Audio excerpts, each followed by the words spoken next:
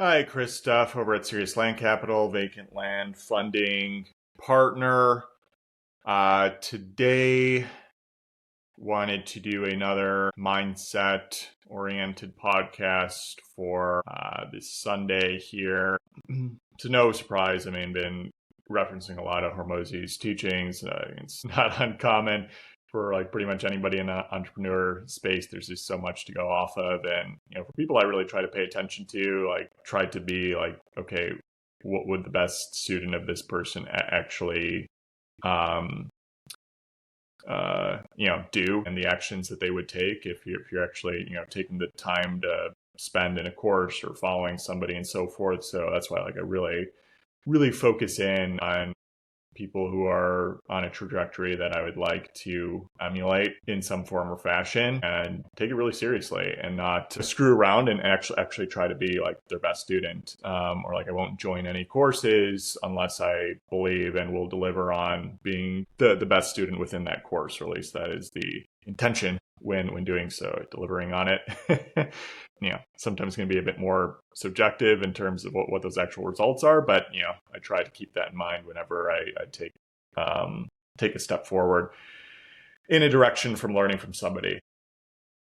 One thing, and I really love this YouTube video Hormozi had put out a few weeks ago, like brutally honest truths. They're all labeled with headlines like this, but it definitely came out within April 2025.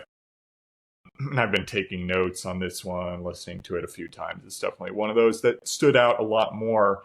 And this was just focused on, results over excuses, and, just to focus in that when you're doing something that you really don't want to do, which usually happens every day, like you just have to figure out a way to do what's required. And how the typical terminology is like, no, just do your best. But, your best might not be good enough for what it actually takes to get the job done. And so doing what's required, like, it's just a shift in the framework to understand, okay, I need to figure this out no matter what. And so there's a few examples within this here. So, like I've been working on this land pricer project for a while. Like I'm just trying to figure out all these LLM prompts to recognize aerial imagery, and just come up with these prompts on the fly. Like it's really difficult for some of these to figure out, especially if I'm trying to like define a primary buildable area across any land within the US. How do you actually define a prompt like that and have AI be able to recognize it appropriately? It's a super difficult problem. And I was like banging my head against the wall. Like, how do I sort this out to get AI to be more accurate? Even as I'm like feeling that, I just remind myself, hey, yeah, there's a reason this is hard. There's a reason people haven't figured this out just yet. Like, it is possible, but you're going to have to do what's required here. You have to sit for hours and hours more to do this. Do you need to go freshen up your mind to kind of clean up your thought patterns so you can return to this and figure out what else needs to be done? But one way or another, like in order to get this product to work, you are going to have to figure this out. So that is a framework that helps me get over those tough times. And that's the thing too. Sometimes like with work, it's like there's always another excuse, right? This is to like just not do what's in front of you. And especially as entrepreneurs, right? Like the buck stops with you. So if you don't hold yourself accountable and you want to go do something else, like technically you can do that. You're not having a gun to your head. You're not shackled to your desk, and you can always come up with that excuse that you weren't able to figure out what was required. So it's a little easier to get out of that and get stuck in kind of those nasty mental turmoil of just like, I just really do not want to do this, or I'll distract myself or figure out some other tasks that are a little bit easier but don't actually move the needle forward and not getting the work that truly needs to get done. Happens all the time. It's like entrepreneurship 101 is trying to figure that out, and it never really goes away.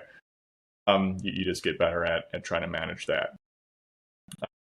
Whereas like other situations, myself being a parent of a 2-year-old, and I think any other parent can relate here, is it's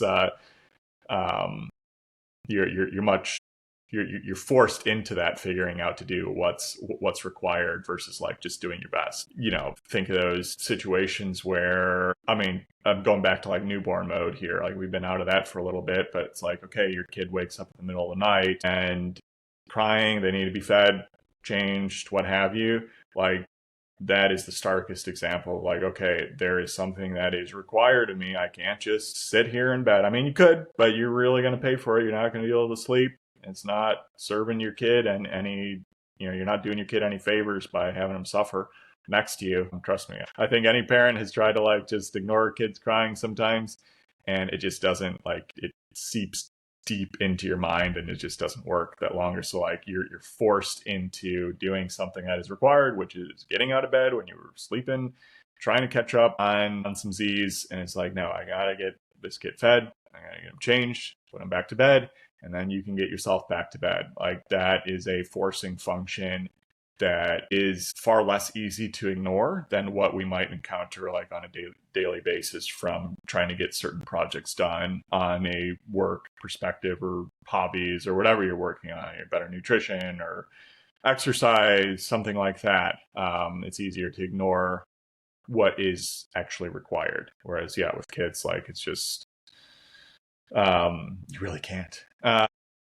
Or, if you really do ignore what is required of them, you better be aware that Child Protective Services will come in and take it eventually. Think about the embarrassment of that. That's what I always remind myself. It's like, God, I would just die of embarrassment if I just, wasn't taking care of my kid and the authorities had to get involved there. Like that's, that's as much of a forcing function as, just being like a good human being, being a good parent, taking care of things, like the social pressure of that too.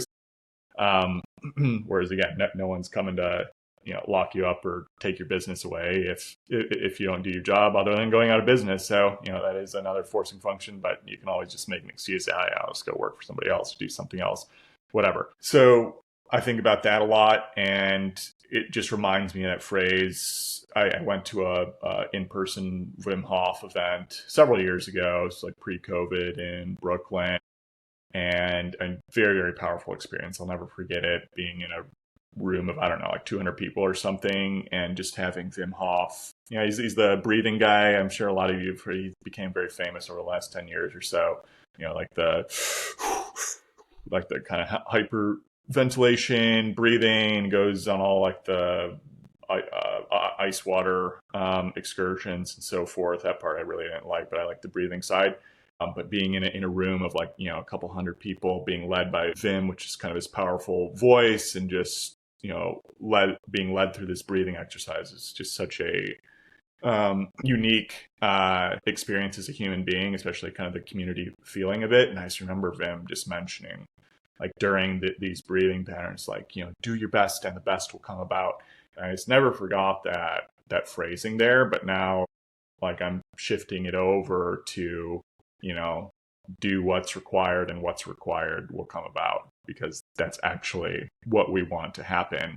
And if you do that, that improves your best anyway, because whatever needs to be done that's required, that might have been better than your best was before, all of a sudden your best gets elevated. And so it's still all flywheels together. So hopefully this one is helpful today. Here, a million of these kind of mindset factors that I just think about on a daily basis, but this is one. It's been more recent, so hopefully this one is helpful for you all. With that, seriousland.capital for any of your funding needs.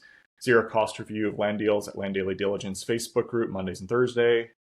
And landpricer.ai for the most simple and accurate way to price land. With that, subscribe and share. Talk to you all next time.